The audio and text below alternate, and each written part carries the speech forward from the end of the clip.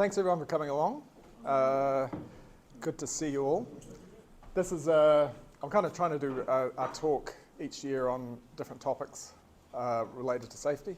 So this is, last year I did the one related to the survey that we ran, and this one's kind of more specifically focused on risk probabilities and why we get things wrong and how we can try and compensate for that.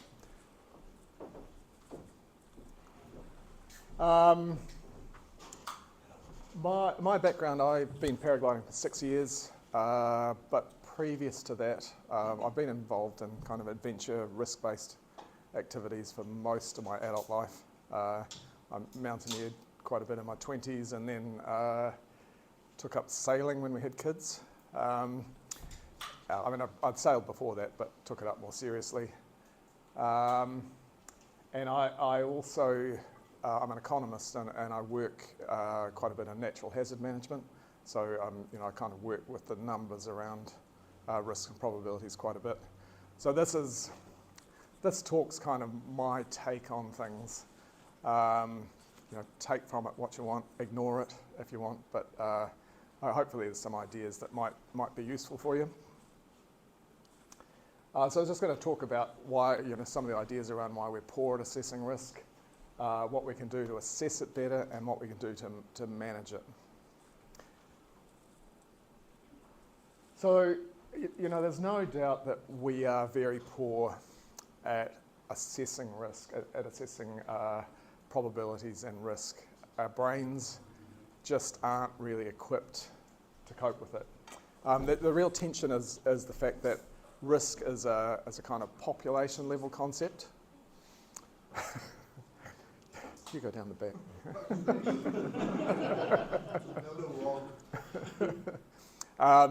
It's a population level concept, so like 1 in 1,000 people will have this. But our experience of risk is very binary. It either happens to us or it doesn't happen to us. So you're standing at the top of the hill and you have all these potential futures in front of you, but only one of them is the one that you experience. So it's very difficult for us to make a kind of graded risk decision when all we ever experience is this binary outcome. We're either clonked or we're just completely fine. And the other thing which I haven't put up here is that we're also very poor at understanding probabilities. So I was doing some work there's some little huts at the bottom of the Otahi, which are very prone to flooding, and they just had a couple of 1 in 20 year events in a row, and they were interviewing a couple down there who they'd attended the first one as volunteers for the Salvation Army cleaning up, and they'd really liked the area, and so they bought one of the huts there, and then the next year there was another 1 in 20 year flood, and they were absolutely devastated, and they were asked, well, why did you buy it? And they said, well, we just had a 1 in 20 year event, and so we thought another 20 years we'll be fine. We'll be dead by then. So, and I think that's quite common. Like we don't really understand what these probabilities mean, and even if we do, we're not really well equipped to kind of incorporate them in our thinking. So I just want to talk a little bit about heuristics and how they affect our risk-based thinking. So heuristics, I'm sure most of you have come across them before, but I'll just run through it again. It's these kind of mental shortcuts that we use to help us navigate complex environments. So they, for me, the one I always think of is I brush my teeth in the morning. Like I don't want to have to make a decision every day, like 2 o'clock, should I brush my teeth now? I just have a routine. Every morning I brush my teeth. And that's a type of heuristic. It's a shortcut to save you a whole lot of mental effort. And we use them ubiquitously. Most of our thinking is done in heuristics. And for risk, it turns a kind of complex graded decision into this binary one. And the example that Kahneman and Tversky, a couple of famous economists, behavioural economists, use is this kind of idea of the lion. I see a lion, I run, and it's very evolutionary driven into us that you see a risk and you avoid it, because as an individual, we only experience that outcome as binary, and if we survive, we pass our genes on, and if we don't survive, then our genes just disappear. So we're very incentivized just to avoid that risk. However, it costs you energy to run. You may lose access to food and other resources, and so we kind of develop this new ability to kind of make more graded decisions, which we also turn into heuristics. So, the lion's just eaten, so it's probably okay to go and do it, to go near it. I can run faster than my mate, so it's all right to go there with him. And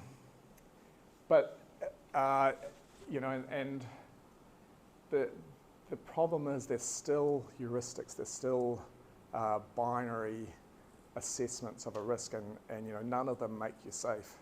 And we are in the position, most people see a paraglider and they run because that's the sensible thing to do. But we've put ourselves in this position where we have to make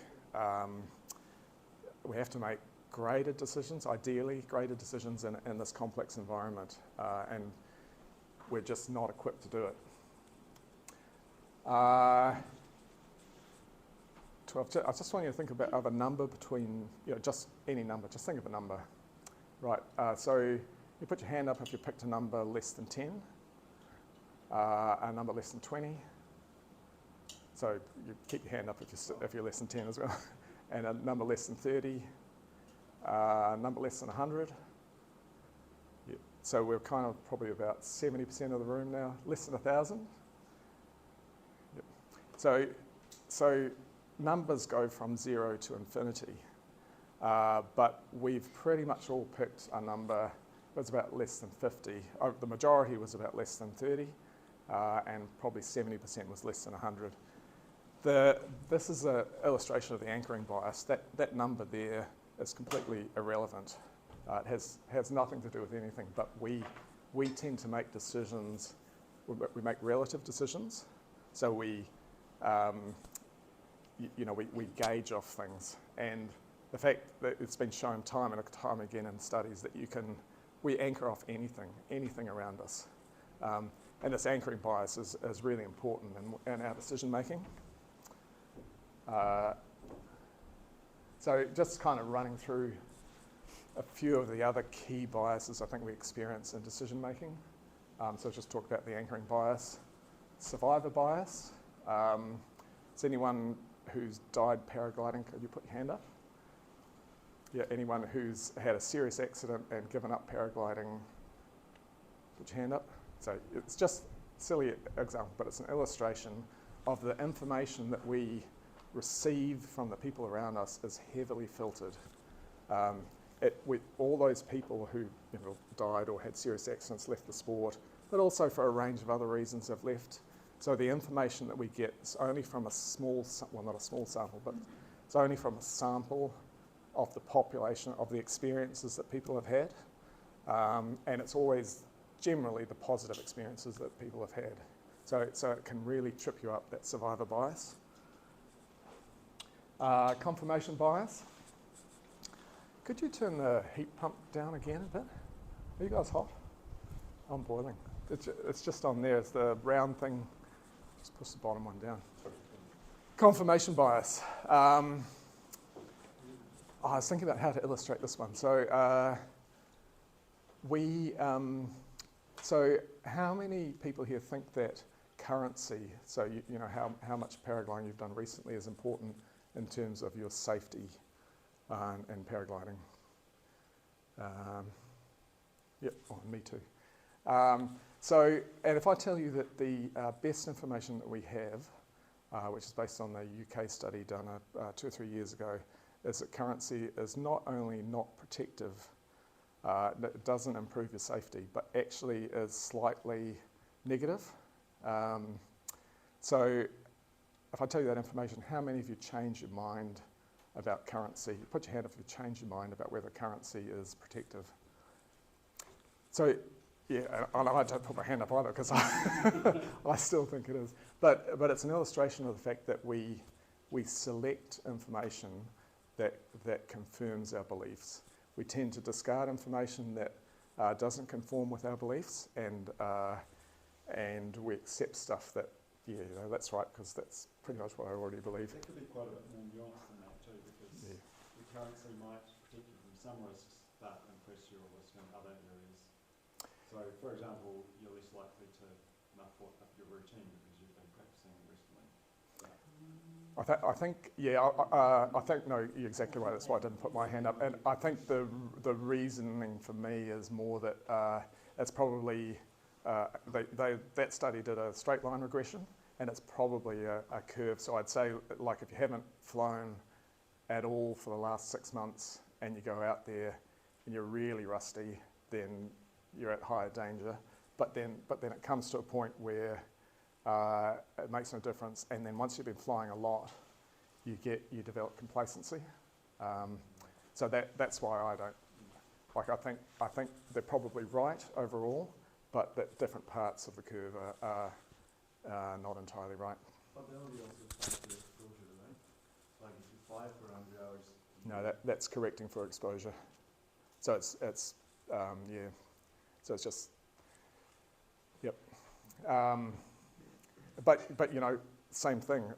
I'm rejecting that based on the fact that when I go out there, I reckon I'm not going well if I haven't had a bit of flying lately. So I always try and ground handle before I've had a bit of a break, and yeah.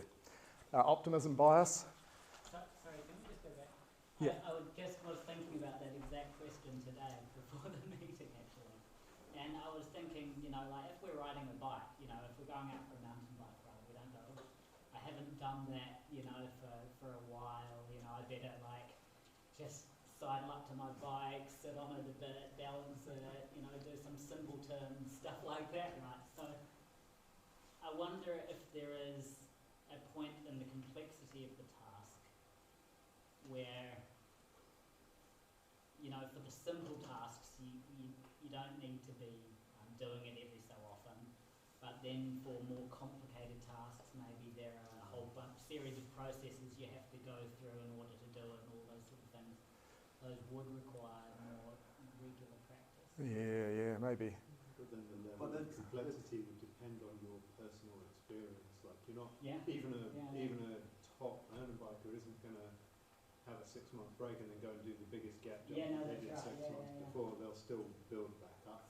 So maybe it depends how much you're pushing your capability. I completely agree. There's lots of nuances in there. Optimism bias. So this is just like, that's not going to happen to me. And we all are living evidence of the optimism bias. We paraglide because we just don't think it's going to happen to us. If we were certain that it was going to happen, we were going to have an accident, we just wouldn't be going out there and doing it. So you probably should be. That you're going to? Yeah. We live in hope. Availability bias. I was trying to think about this one. So an example of this is I see people, if they got a choice, they want to weight optimize, they choose a reserve over the airbag. So they fly a skinny harness but with a reserve.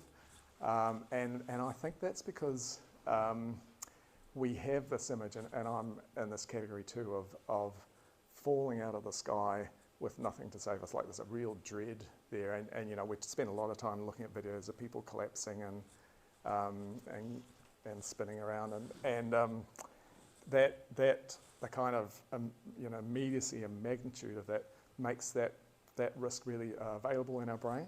It's really at the forefront. But the reality is that reserve throws are very rare in New Zealand and actually worldwide, and that you're much like an order of magnitude more likely to land on your bum and need protection for your spine. So that's a kind of illustration, I think, of availability bias. It's also if you need your reserve Well, yeah, exactly, yeah. Overconfidence. You know, it's very difficult to tell whether you're skillful or lucky, and we pretty much always attribute it to our skill, but actually more often than not we've just been lucky, and it does lead to overconfidence. I don't know if the Dunning-Kruger effect. It's the one where the less you know about, actually the original one was the less intelligent you are, the more intelligent you're likely to rate yourself, but it's kind of extended to the less that you know about something, the more confident you are in your opinion of it. Yeah, I think it's a real problem for us in the kind of mid-intermediate stages of paragliding. I think people get overconfident very early on in paragliding. I think when things go well, we tend to put it down to our own skill, and when they Exactly. go badly, we say it's just bad luck, right? Oh yeah, that's another bias. That's the internal actor-receiver bias or something. Yeah. But yeah, luck is a big part. So those were just a brief rundown on some of the traps that we fall into in terms of making mistakes about assessing the risk that we're facing. I just want to talk about probabilities and how they pan out and the types of activities that we're doing. And I call this the perfection problem. Oh look, I've done this as a thing. So I'm just going to, this is a little bit dry, but so throw of a dice.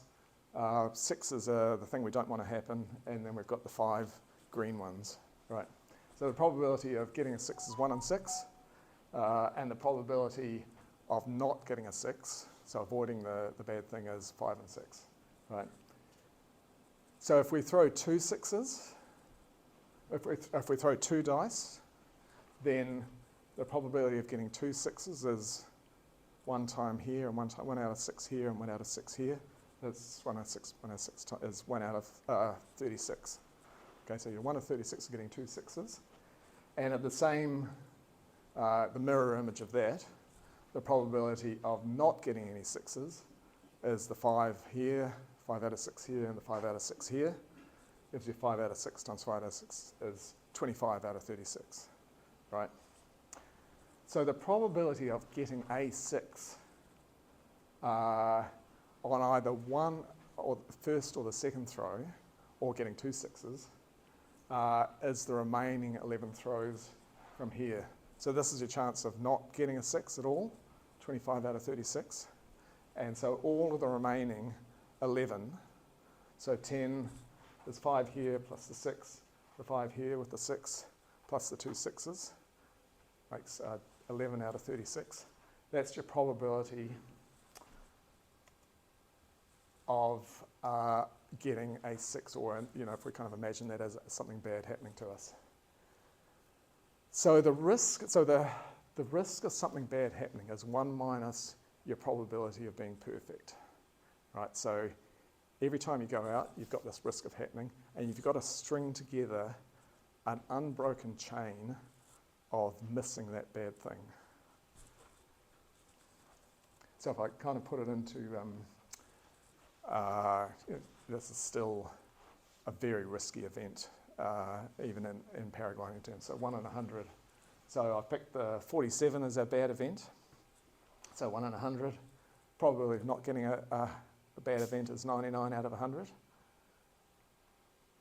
And if you start doing it repeatedly, your probability of not getting a 47 is 99 out of 100 times 99, blah, blah, blah, blah, blah, blah, right?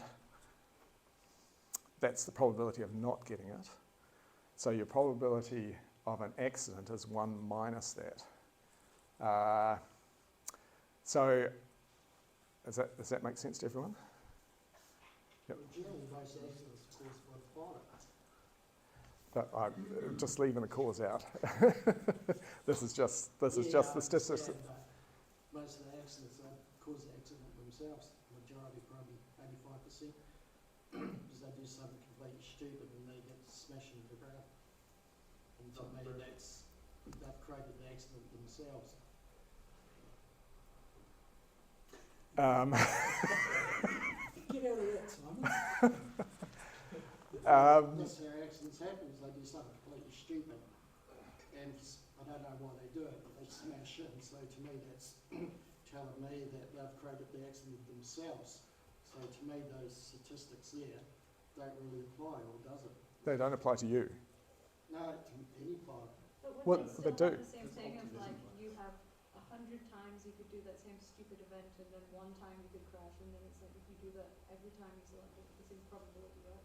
But Yeah. if a person does a 360 under the hill, and they keep doing the same 360 at the same time over and time again, they're going to keep hitting the hill, aren't they? Well, I think the better example is that they're doing 360s near the hill, Yeah, but and they're kind of close, but not super close, but it's risky, and they do that a number of times, and then one time they hit. So every time they do it, they've got to avoid hitting the hill.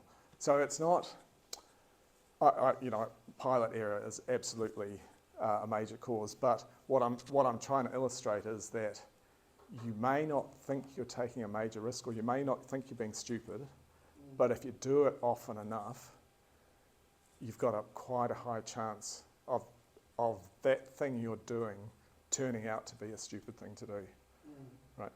There's a number of times I've seen pilots do a 360 and slam straight under the hill. I don't know why they do it, Yep. but for some reason they just fly straight into the hill, or they just fly, and to me that's straight out pilot error. Yeah. I think so. I'm going to talk. I mean, that's kind of the whole point I'm making. I'm trying to make is that you've got to accept you're not perfect. I'll come on to that a bit later though. So just kind of working through the probabilities, like this is 99 out of 100 times 99 out of blah blah blah. So if you're taking a 1 in 100 event and you do it 20 times, it's about the equivalent of playing Russian roulette. It's about a 1 in 6 chance that something bad will happen to you, and that's only 20 times. So I'm just trying to illustrate that I've done a table here of the riskiness of the event, of the thing that you're doing. So maybe turning close to the hill's a 1 in 10, but it's somewhere in that 1 in 10 to 1 in 100. And this is the number of times you do it, and this is your risk of something, basically of hitting the ground hard. So you can see that if you're doing even these very risky ones, obviously you don't have to do them very many times for it to be quite a significant risk. So if you're doing something that's really quite stretchy, just don't do it very often.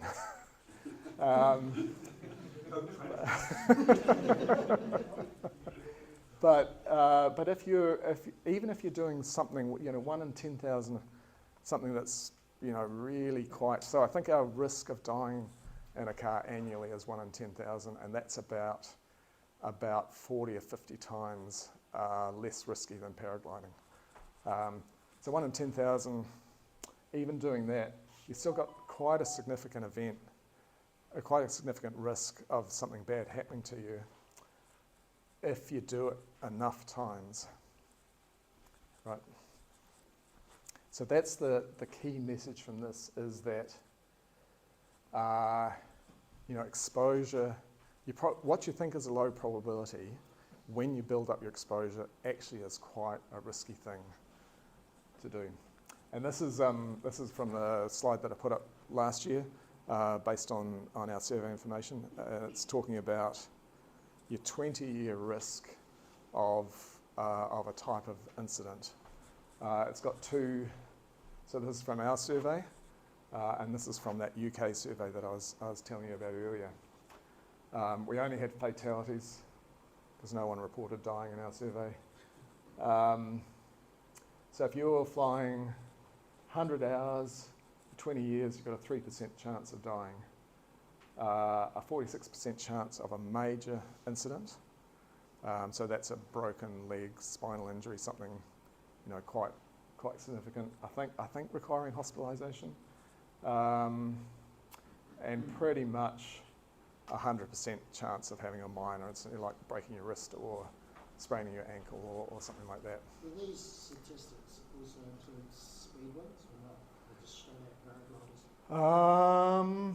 I know our survey only had one speed wing, so no. I think, I'm not sure about the UK one. Yeah, because speed wing, you probably put that, The risk factor would be- yeah, quite a bit higher, yeah. How many speedwing pilots you know with 200 hours a year? Yeah, That's like a million flights. yeah. Although the thing is though that taking off and landing are the two most dangerous activities. So they're about, I think that's about half the accidents are taking off and landing, and that's a per flight metric, not a per hour metric. So I don't know that would, having lower hours would protect them. In fact, it's probably riskier. I won't go too much into detail on that, but the message from this section that I really wanted to emphasise is that we constantly underestimate how conservative we have to be in order to not have an accident. Okay, that's a really important message. And the other one is exposure. If you fly more often, you have to be more conservative than other people have to be in order to not have something bad to you. And that's a really counterintuitive concept to us because you fly more, you're better, you're more current, but it just doesn't work like that. You should in fact be more conservative the more that you fly.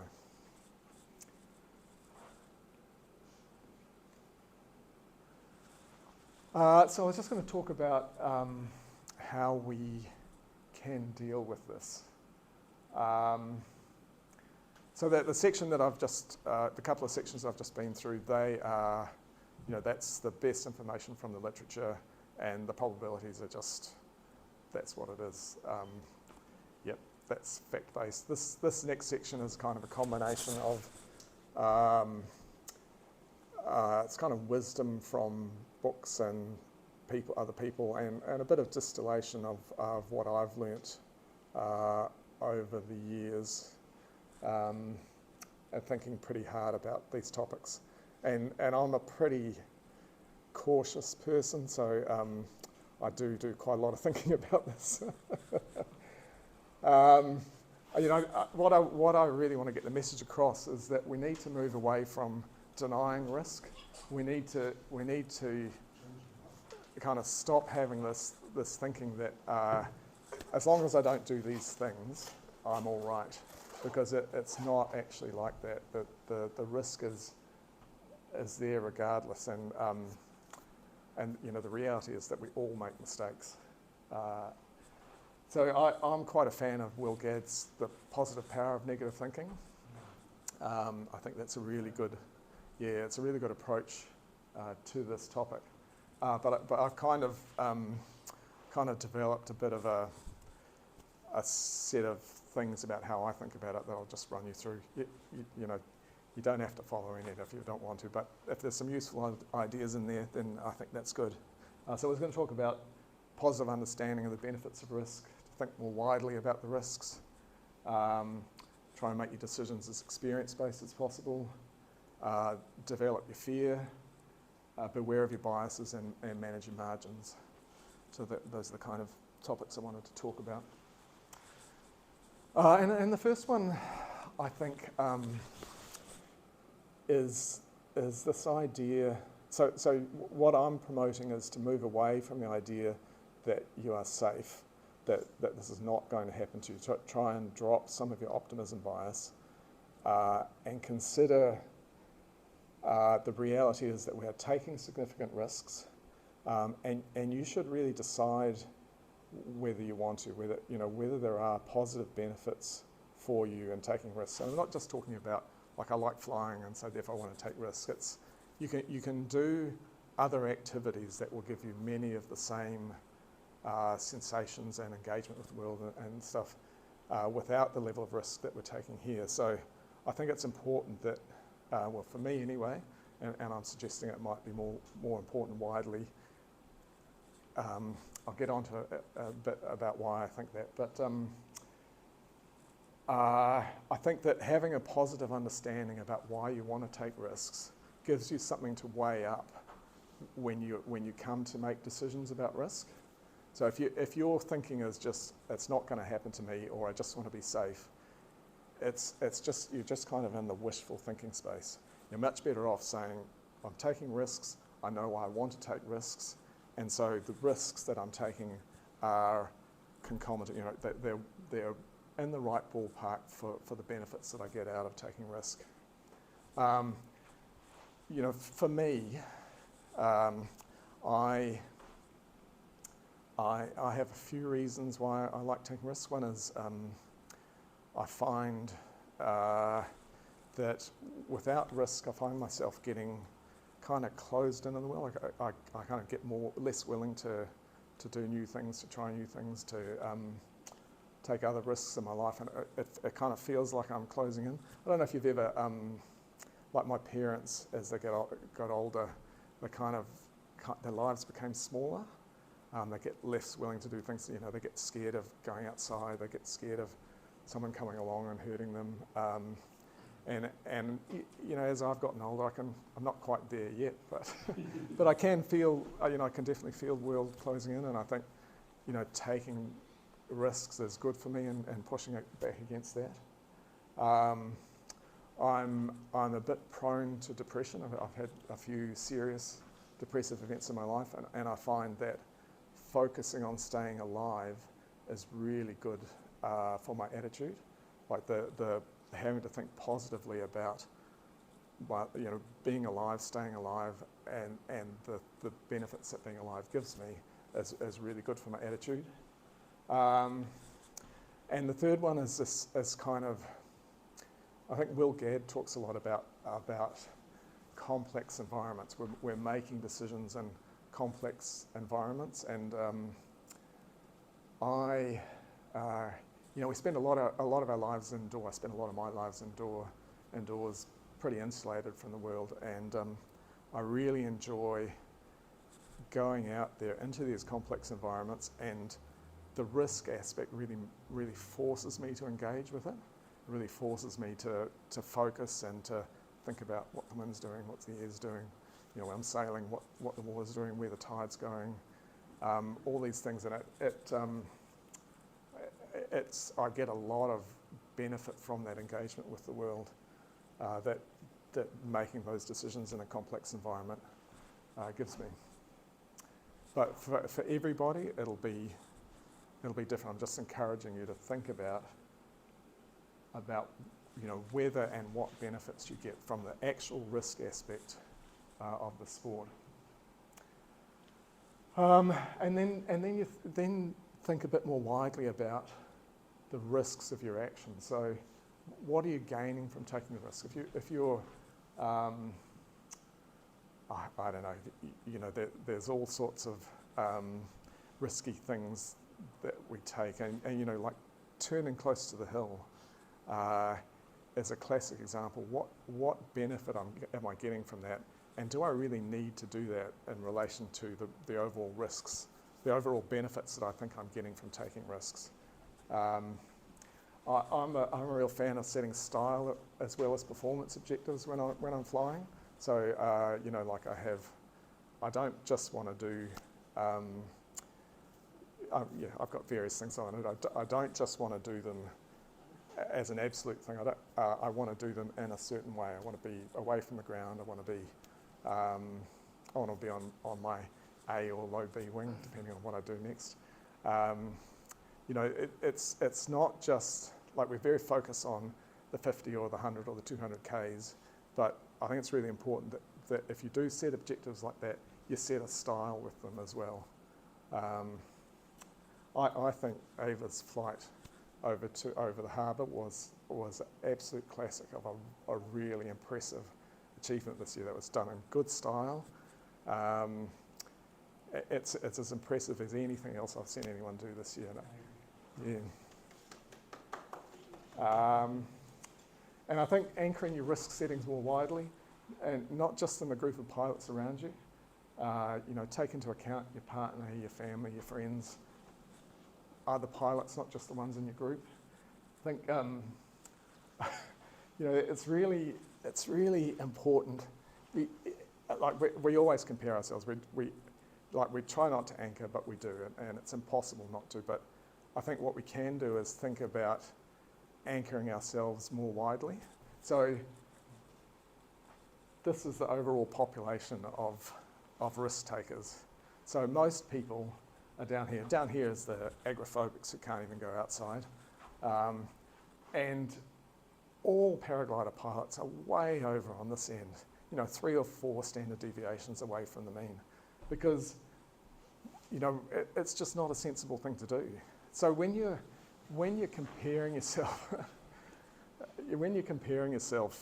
in terms of your willingness to take risk, the fears you're experiencing, all those things, don't compare yourself with, you know, I'm not going to name names, but, you know, like there's some really good pilots here. Anybody's from the Czech Republic. Yeah, anyone that's right.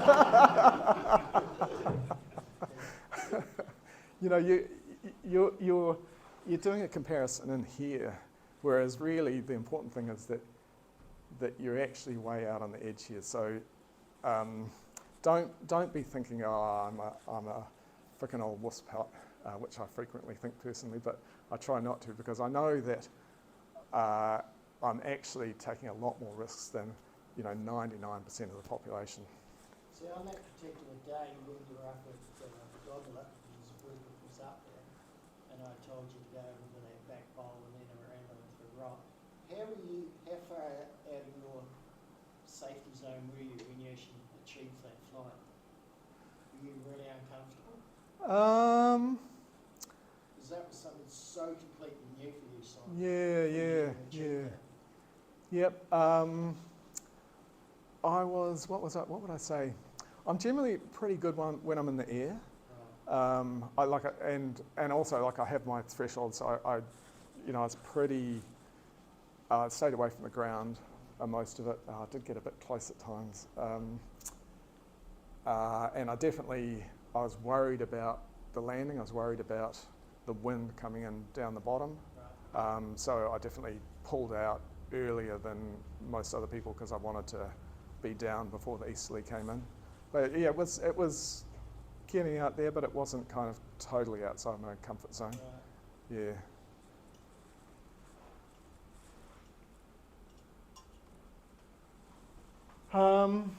And thinking more widely about risk, the social context. So this is, I think there's a Superfly paragliding video that a guy was talking about risk. I didn't really agree with a lot of what he said, but he did have this this thing about the people that you fly with are really important. So you know you've got a peer group there, and if you're flying regularly with people who are really pushing it, even if you're trying not to, they will anchor you. So even if you're being more conservative than they are, they will tend to push you up, and you'll kind of lose the perspective of that previous graph that I got, because you know they're all out there sending it and doing hard things.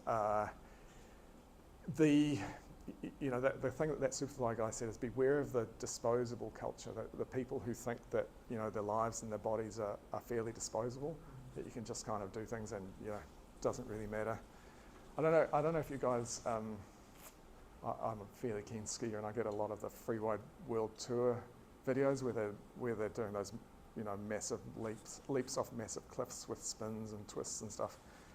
And there's a lot of injuries and accidents in that sport, but you know, when someone does something really big and out there, it's all this like, whoa, yeah, good one, guys, yeah. And I just think it's a complete fool's game. If you're competing on risk, if you're competing with the people around you on risk, there is just no winning that game, because there's always someone who'll take more risk and you'll just get pushed further and further out there. So be really careful of that. Nationals, competitions. Right, yeah. You always push yourself more. You're here than other guys prepared to take more risk than you are. But you find that yourself when you're flying nationals or serious competitions, you'll actually start flying in situations you generally wouldn't, because that's what competitions always fancy you to do. And then you know, I actually stopped flying competitions because I was actually starting to do stupid things. Yeah, Just to get ahead of someone else, get that extra position on the board. Yeah, that's what people do in competitions. Yeah. They transfer the risk Yeah, to the group yeah. and say, oh, well, the group's doing it, it's okay. Yeah, I'll raise my level of risk. Yeah. Yep. It's Yep. That's why a lot of sports end up putting limits on it. So, I mean, I guess paragliding, they put a limit on the aspect ratio of the paragliders, but there's still a lot of other, there's still, reserve throws are incredibly common in competitions, aren't they? Much more common than in... Not as bad as it used to be. Right, Because yeah. they've got a rating of level 1, level 2, level 3. And once level 3 is called, they all must land. Right, They start right. free flying themselves. Yeah. Because when was it, a few years ago, when the new two liners all started coming out and their aspect ratio was getting quite ridiculous. There was about 2 reserves thrown at every competition. Yeah. It was there's a perfect example. So they pulled the safety back because the safety was gone out the door. Still about the same. The last Yeah. 3 major ones. With 1 or 2 reserves. Yeah. Yeah. That's that's competition flying. Like you're pushing the limits. Yeah. You're doing stupid things like flying the rotor zones or lease on. Yeah. And the anchoring bias is just really hard to avoid, eh? It's really hard to avoid being pulled out. And it's probably not in this group, but there's definitely groups in paragliding and speed flying who are really pushing that bar out on the risk front. So the message there is just be careful about the people that you fly with, and the way and the people that you compare yourselves with. I think the worst one would be the X-Alps. Oh yeah. So you really push the limits. Thinking in a more graduated way about risk. So we have this this very yes/no that's very hardwired into us, but you can kind of push back against it. And what I'm suggesting and what I try and do is I try and think about, rather than like I'm standing here, I've got something I'm going to do, rather than think I can do it or I can't do it, I try and think about, if I do this 10 times, how many times will I get it right? And if I do it 100 times, how many times will I get it right? And I think that kind of order of magnitude thing gives you a bit of a feel about how the risk grades. So I'd say, I don't know if you've seen that David Chen video of him taking off on Rolliston. That to me is like at best a 1 in 10. You could do that 10 times, and bloody sure one of them would go wrong. So it's quite a useful thing to use when you're faced with a decision, to not just think yes, no, to think how many times could I do this and get it right every single time. Remembering that you have to string those together, those perfection together. That's what happens when people just normalize risk. They normalize it. And, they get away with it once, and they figure they got it. You can get away with it all the time. Yeah, exactly. Yeah. How many in this room have not had a close call somewhere, not even in paragliding, and normalized it, and said, well, I got away with it. Oh shit. Oh, I don't. Oh. You need experience to figure some of that out, though. So the second thing I'm suggesting is, not the second thing, but I've got quite a few things I'm suggesting. But another idea I'm suggesting is kind of low risk ways to develop your experience, so that you can make those assessments about how many times can I do it before and get it right every time. Particularly, it's kind of disappointing there's not many early stage pilots here, but particularly at the early stage, you've got no experience, so it's very difficult to make decisions. I think practicing ground handling and there's a whole lot of activities that you can do. Ground handling is basically just taking off training, and as you do them, think about how many times you're making mistakes. It's not just practicing to get skills better. It's actually, giving you information about how good you are and how many mistakes you make as you're doing these things. Read accident reports. So, this is just a really cheap way of getting experience, because somebody's done it. And if you read the reports, you'll see what people have done, and it'll give you really good information about what can happen to you. You talk to people and listen, and I think the most valuable information you get from people is about what can go wrong. The positive is much riskier information to believe, because it may be exactly as Gray said, that they've done it a few times, they've got away with it, and so they believe that it's a safe practice. But if you have someone who said, oh no, I've done that and this has happened, that it's good information about, it's positive information about negative things that can happen. So it's much more useful information. And if you've got no information to decide, it's just a complete unknown. You don't have to do it. I'd strongly recommend, if you've got no information at all to go on about a situation, just don't go there, because it's just a complete crapshoot.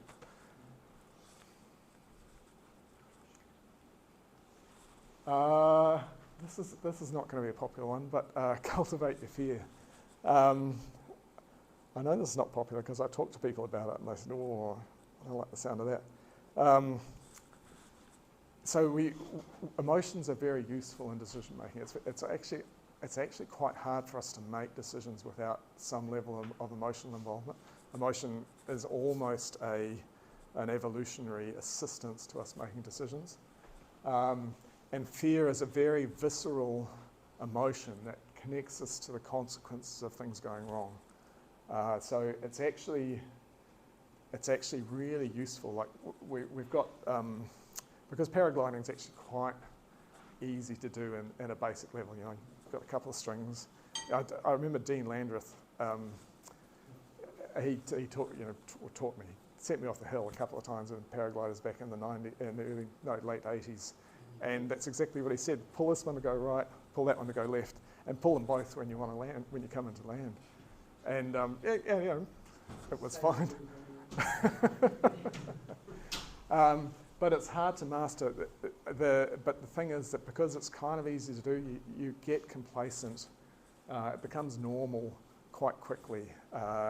And so we become prone to this kind of complacency and impulsivity.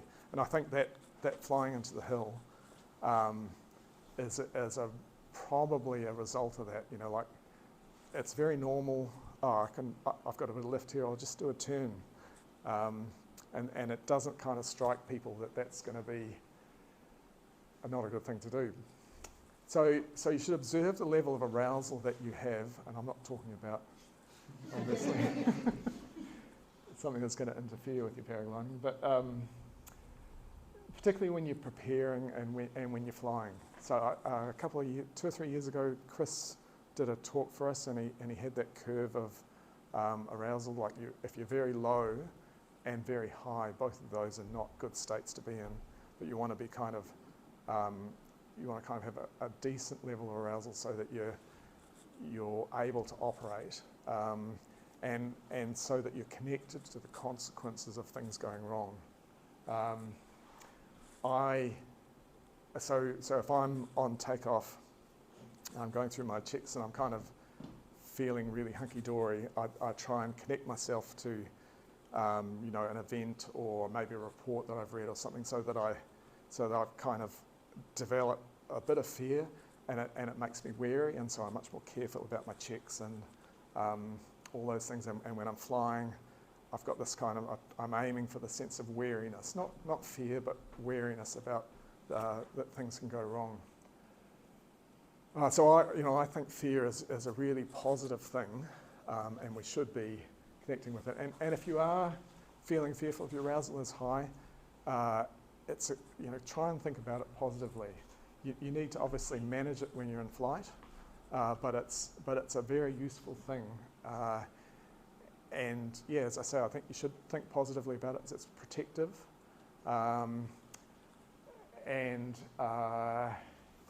if it gets too high, you probably don't want to be flying. You don't want to be in that kind of over-aroused state, but certainly don't be thinking, oh, why? No one else is scared, why am I? And above all, don't let anyone else make decisions for you. You know, you're in that state, it's your life, it's your decisions, keep making them. And, you know, as I keep saying, you're way out there in terms of the risk spectrum, so don't feel bad comparing yourself with other people. Beware of the biases. We had a bit of talk about that. They do lead us to underestimate the risks. The classic one is that everyone I talk to says it's okay. It has anchoring bias, it has confirmation bias, it has survivor bias in it. Yeah, just you know, be aware of the fact that you're not good at making decisions when you are making decisions. So be conservative. And the last one is manage your margins. So this is the point that I wanted to get on that you were raising, Ross, is that it's almost impossible to be perfect. So, you know, I was talking about how you need to string all these things together, you know, in an unbroken chain in order not to have a bad thing happen to you. And that is almost impossible. People do it, but really it's luck. And so when things go wrong, margins are the single biggest lever that you can pull to increase your safety. If you've got margins, it's not absolutely protective, but it does make a difference, makes a big difference. And I'll just talk about this. So I've kind of put in 7 categories, Plan B, but in actual fact, kind of all these are Plan B. But I'll talk kind of more specifically about Plan B: skills, wing, conditions, harness, proximity to ground, and your routines and heuristics that you use. I'm not going to go through them all, but you know, obviously, if your skills are high and you're flying well within your skills, then you have a bit of a margin buffer there, right? But if you go right out to the edge of your skills, then you no longer have a margin, so you need a margin somewhere else for when you make a mistake. That's the kind of concept. But starting off with Plan B, so this is, you know, like you're going for a glide somewhere, and the landing area is at your glide, and there's nowhere else for you to land. You're kind of entirely dependent on whatever the probability is of you getting there, of you not getting there, right?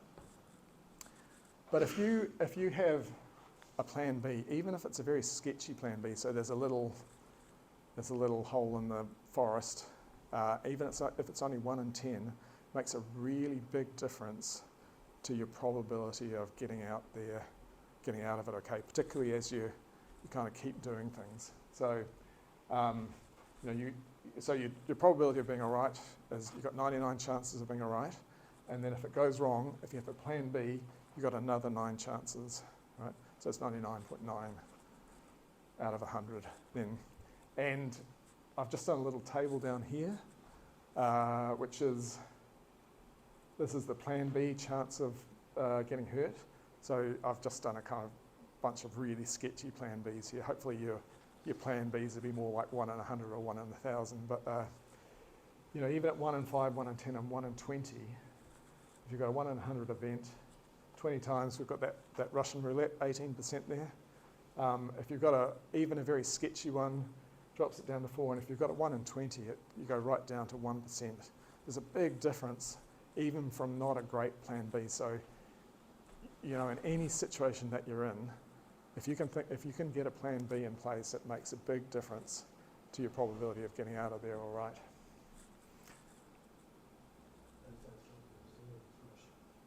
Yeah, 1 in 3 chance if you're in auto rotation, I think, of your reserve opening properly.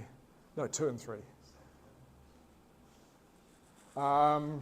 This one's talking about, this is a slide I put up last year.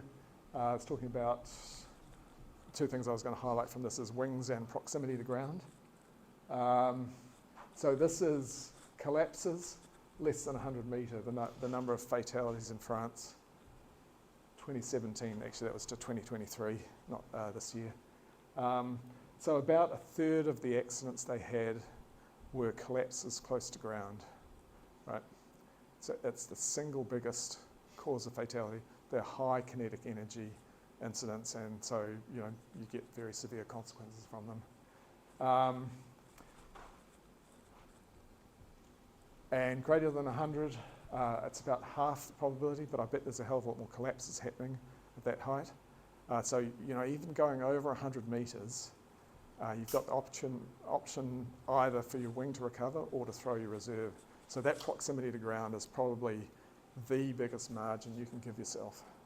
Scratching is the most dangerous thing you can do. If you add in the landings and takeoffs, that takes out to 50%.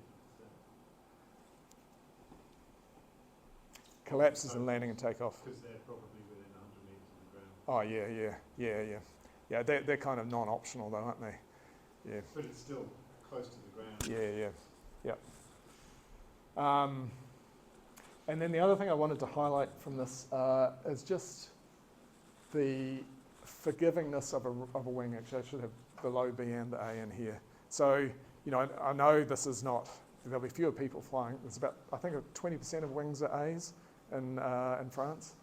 And they won't be flying as much, and they probably aren't flying in as strong conditions, probably more conservative. But the fact they haven't got a single fatality in 6 or 7 years from collapses is strongly indicative that a wing won't make you completely safe, but it gives you margin, okay? So a more conservative wing is a good way of introducing margin. And even if you look at the low Bs here, a lot of accidents less than 100 metres, but above 100 metres there's only one fatality, which I think was an Ozone Geo auto-rotating in from, so it was somewhere less than 200 metres. So, I know people say, an A-wing doesn't make you safe. You can have a collapse in any wing, but a more forgiving wing does add margin, and staying away from the ground adds a hell of a lot of margin.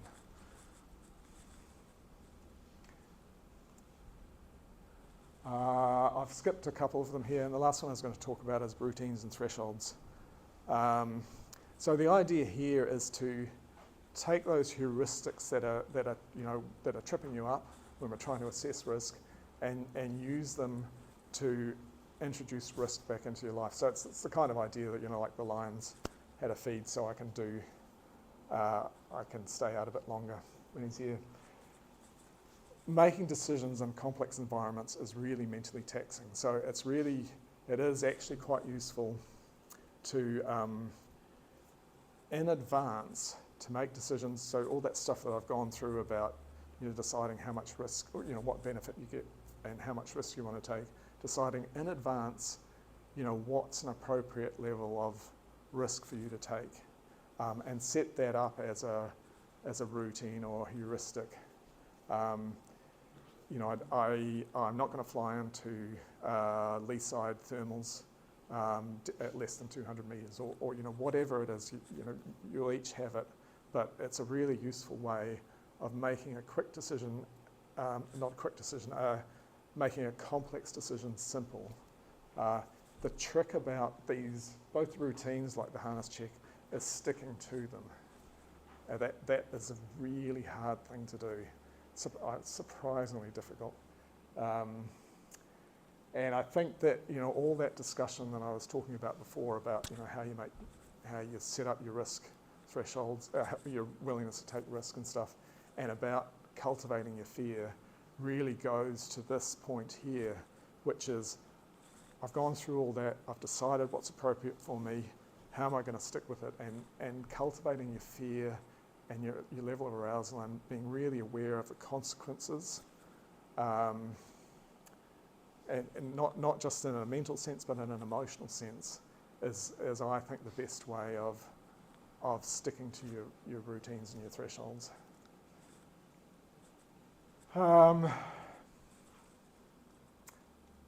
And I think that's all I wanted to say. I think the last thing I'd say is just, having spent, most of my adult life doing risky things of various different levels, albeit cautiously, and having had people die, there's a hell of a lot of stuff those people who died when we were in our 20s, there's a hell of a lot of stuff that they missed out on, and there's a lot of pleasure and joy and richness to be had from life. So, you know, we gain a lot from paragliding, we gain a lot from taking risks, but try and keep what you're losing in mind as well if things go wrong. I think Will Gadd in that in one of the podcasts I was listening to, he said, you know, there's nobody who's had an accident and gone through the pain of recovering and rehabilitation who said, yeah, no, that was worth it.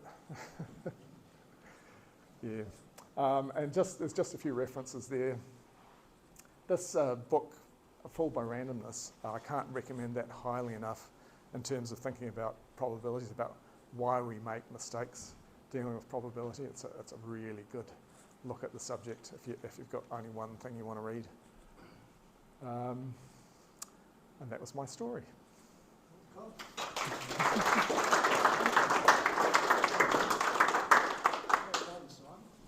Thanks. Simon, you talked about risk as though it's a sort of amorphous, intangible thing. And I think like the issue that we have with this whole sort of like 1 in 100 or 1 in 10 chance is the whole unconscious incompetence problem. Like if we do a flight like today, a steady flight at Taylor's, there's probably hundreds of things that we're assessing on that short 2-minute flight between takeoff and the ground, which may or may not be high or low risks and have high or low consequences. And the fundamental problem I think we have with paragliding is knowing whether we're taking a risk at all to know whether it's a thing we have to assess. And it's really hard to work that out. I think that's one of the bigger issues that we've got to talk about, trying to assess the risk. Well, if you don't even know that you're doing a risky thing, then you can't assess it because you don't know it's risky. No, I absolutely agree. The unknown unknowns are the absolutely impossible thing to deal with. It's the feature of complex and difficult environments that is basically irreducible. It's not removable. But I think what I was saying is, you know, develop your experience in a number of low-cost ways to assess those. So, you know, like reading accident reports, you get a lot of information about where people have stuffed up or you know, where conditions have got people. It's not everything, and it's probably not specific to your situation. But, you know, there's various ways that you can work on this stuff, talking to people. I think getting heuristics from experienced people is just gold. Like I was over at Little River with John and Ross, and it wasn't flying conditions for me, but I thought I'll save a bit of time. I'll make something out of this. I'll do some ground handling. And John said to me, I never ground handle unless I'm willing to take off. Was that it? You never ground handle unless I'm willing to take off. And that's a really good heuristic. You know, like you shouldn't get your wing out and put it in the air unless you're willing to take off. And yeah, I didn't. I thought, oh shit, that's good. Yeah. So I think there's people around you that can help, particularly with those negative things. But yeah, I mean, you know, to me, it's ultimately why we're doing this sport. You know, we're facing the unknown, and it's challenging and interesting and scary and all those things. But yeah, that's what it is. We're just trying to manage it as best we can. We're not going to be safe. Not absolutely. Trying to work out a way of, I don't know, exposing people to what those risks might be and how much of a margin they're leaving themselves without actually putting them into a position where they have to take a risk is the trick. But I don't have a good solution. I don't think I realised how sketchy flying the Craigieburns was for a couple of years after I'd been doing it. Yeah. And part of that was probably flying on a low aspect wing and not being very good at thermaling, so I just flew straight through all the times and landed. better and all of a sudden realise how sketchy and dangerous it can be. If you only fly on good days, you're gonna have more margin, but how do you know whether it's a good day until after you've launched? Yeah. Tricky. Great. I've listened to a blog on with Gavin McClure with Marcus King, who's works for the cross country. He's flying for 40 years. Definitely worth listening to. One of the things that's associated with our putting risk aside is complacency. We get complacent. And Taylor's Mistake is an interesting place where complacency can happen, but can also bite you hard. Yeah. And over the years that I've been in Taylor's, I've seen a lot of accidents where people have launched, and here's a perfect example. One pilot launched when everyone was on the ground, desperate to fly, got out there and had a massive asymmetric and spun into the hill and broke his pelvis. It was a long time ago, it was more than 20 years ago, but I just went, wow. Yeah, that is like, what was this all about? And it was the complacency. This is my site. I know it well, and I'm going to fly irrespective, without thinking about why all these people were sitting around on the ground. So yeah, even Taylor's Mistake, we should be wary of being complacent. Yeah, I think complacency and impulsivity, the fuck it attitude, I'm going to do it, Yeah. is, So yeah. just with that blog, has anyone, not blog, the podcast, has anyone heard that podcast? Because it's about his accident. I have, yeah. And he's talking about complacency, and it's a very interesting, boy, wow, I went, wow, okay, that made me think, step back a bit. I think there's a lot to say about learning from other people's mistakes as well. And to a point, we don't really share them enough. And like, if there were that many people at Taylor's Mistake, then no one wants to fly because they know something, but they see someone set up. Maybe someone Yeah. did, but maybe someone could have came up to them and talked to them. And looking back at my own flying, I didn't have many people coming to me saying, I think what you're doing is a little bit out there. And yeah, it'll be interesting to see what other people have and have had as experience. We just assumed you knew what you were doing, so we followed you. Well, the problem is, Mistake number one. the problem with that, Andrew, is that some people can take it completely the wrong manner. Yeah. And they get quite aggressive towards you. Yeah. Yeah, but Why I might do it? Well, we're just trying to warn you, but they get quite aggressive towards you, and I've had this before. So I've just walked away. yeah, That's so, not particularly know the person. Well, you had it not too long ago, didn't you? That American guy. so would you have someone would you rather see someone hurting his ego or hurting his back? Well, I know what you're saying, but it's... I know you can't do It's it not every time and particularly, all the you know, time. you try to pass your knowledge on to the pilots, you know what the conditions are like, but when you get quite aggressive towards you, you just tell you to stuff off. Yeah, And I'm sick, try. I get sick and tired of that, Yeah. unfortunately. I think you're absolutely right. Like, I think it's a big burden to put on senior pilots. But I just want you to know that I really, like you told me a few weeks ago, I was going too deep on my brakes and I should ease off, and I really appreciated that. That was like good information. Hard not to get defensive about it, but you're absolutely right. And so like it is a big burden. It's not compulsory, but I really appreciate you guys doing it. I think, yeah. That is one of the only low airtime pilots here, that all the feedback is very much appreciated. One of the few. We've got plenty of time we can keep chatting about it afterwards, but just want to make sure we take a chance to thank Simon. It takes a bit of time and energy to put this together, and you've given us, as well as the science and the maths, quite a personal insight into your view of risk as well, which we appreciate. So just want to say thank you as our safety officer and for the time you put into the presentation. Just to admit, I was one of those pilots who's done a 360 at Taylor's Mistake, close to the ground and crashed. Luckily,